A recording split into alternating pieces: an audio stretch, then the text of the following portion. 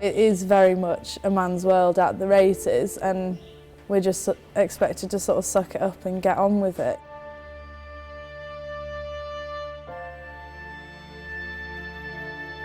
Racing, unfortunately, is still in the dark ages in lots of respects. It's very fickle, isn't it, racing, and people just want someone who's just ridden a winner. I think a lot of trainers forget female jockeys exist.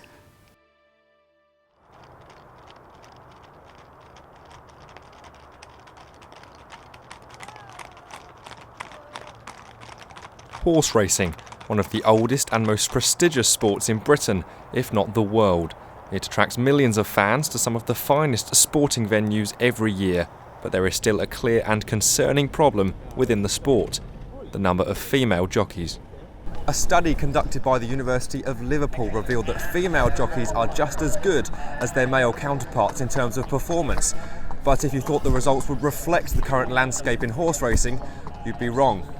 The study also revealed that only 11% of all licensed jockeys in the UK are female, and that they take up only 5% of all race rides.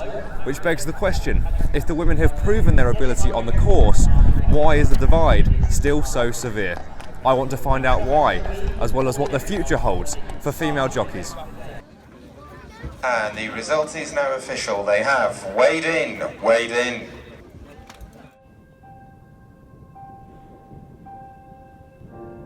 Yorkshire is well known for being one of the most densely populated horse racing regions in Britain, with 9 racecourses spread across the county.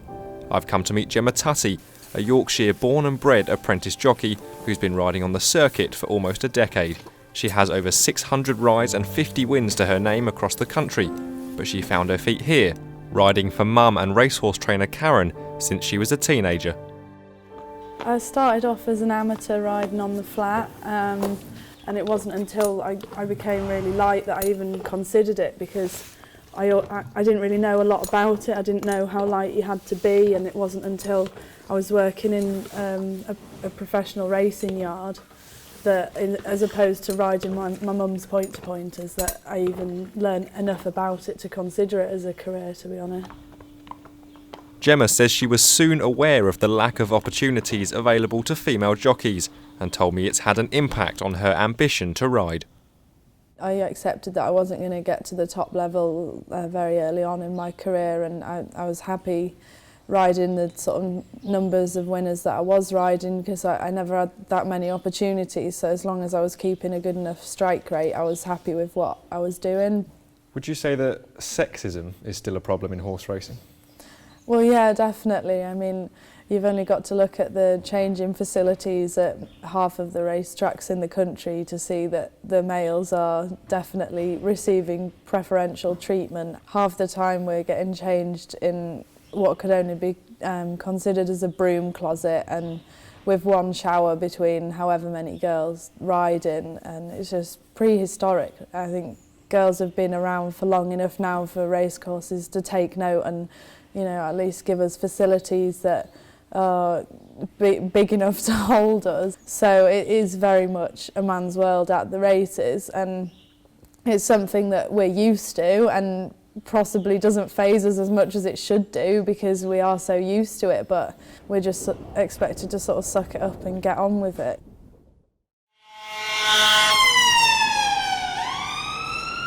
While the busy streets of London may not strike much of a resemblance to the country racecourses, many of the sport's governing bodies are based in the English capital, and alongside the venues themselves, the two go hand in hand when it comes to the management of racing. While all of the racing itself takes place on the course, many of the key decisions regarding the governance and direction of the sport are made here in the city. I've come to London to meet with the British Horse Racing Authority to talk about the number of male and female jockeys in the sport and what the organisation is doing in order to reduce the divide. The BHA is responsible for overseeing the wider horse racing industry in Britain. I spoke to the BHA's Media and Communications Executive Joe Rendell and asked him whether he believes there is still a lack of opportunities for female jockeys.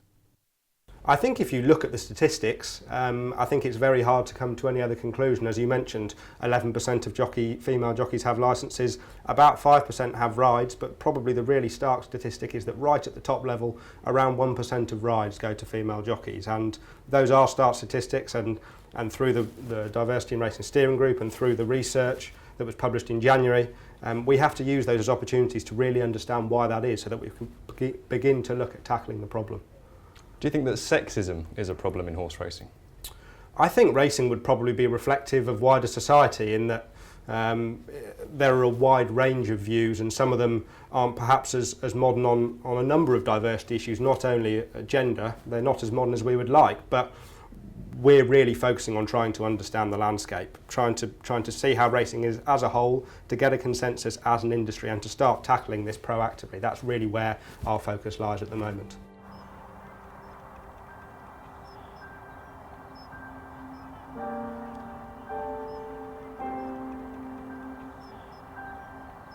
The British Racing School in Newmarket is the largest of its kind in the UK, housing more than 200 students every year and producing some of the biggest names in horse racing around the world. Across the UK, 70% of the jockeys leaving college courses are female, emphasising the sheer contrast between the sport's amateur and professional levels. Diana Farrell-Thomas is the school's operations manager. When at university, she performed a research study into women in racing and their struggles in making it to the very top level. So what do you think the main reasons are for why there are not as many female jockeys in the professional sport as male jockeys? Yeah, I think there's a few things really. I think the first thing is the biological differences. It is perceived that men are typically stronger than females, and riding a horse in a finish, trainers may then perceive that a male jockey would be better at this particular aspect. Having said that though, horses take lots of different kinds of encouragement to do the best job they can, and it's often down to having good technique, good timing, so that's definitely something to take into consideration as well. But also in sport in general, it is seen as a male sphere, so it's something that is changing over the years, hopefully. And Diana isn't the only person to hold such views. Alongside his work as a presenter for At the Races, ex-professional jockey Richard Parham is a senior jockey coach at the school. I'm fully of the belief it's totally tradition.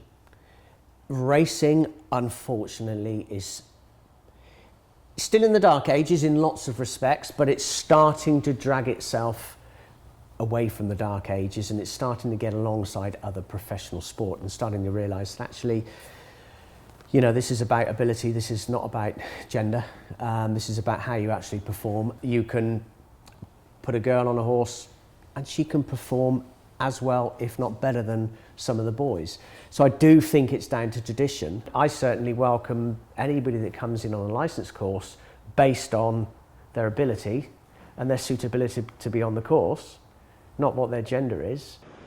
I think in some respects racing is actually ahead of the curve. I mean, we are one of the few sports where men and women compete on completely equal terms, and have done for a number of years. I think that is quite rare, but with a kind of industry as large and diverse as ours, I think it would be naive to suggest that there aren't areas of the industry which have to modernise. I don't think racing is alone in that view. I think it's the same in other sports and also in wider society as well.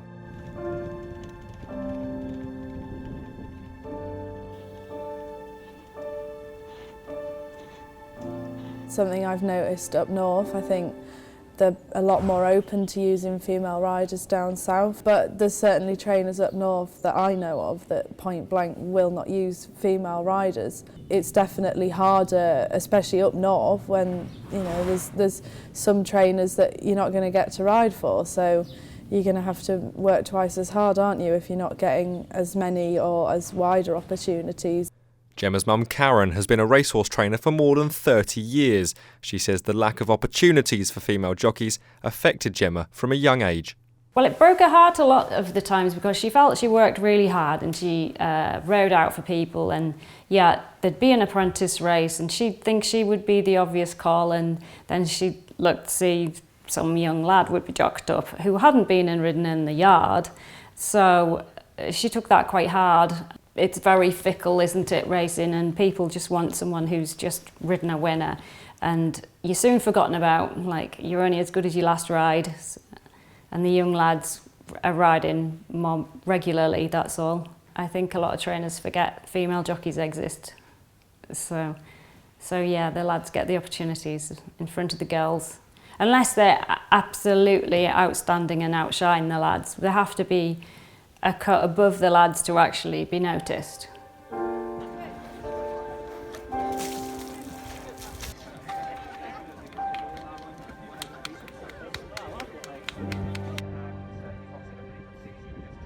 You just go out to the parade ring now and you hear young girls saying, "Oh look, mummy, it's a female jockey." It's obviously it's not gone back to the general public that there even is female jockeys out there.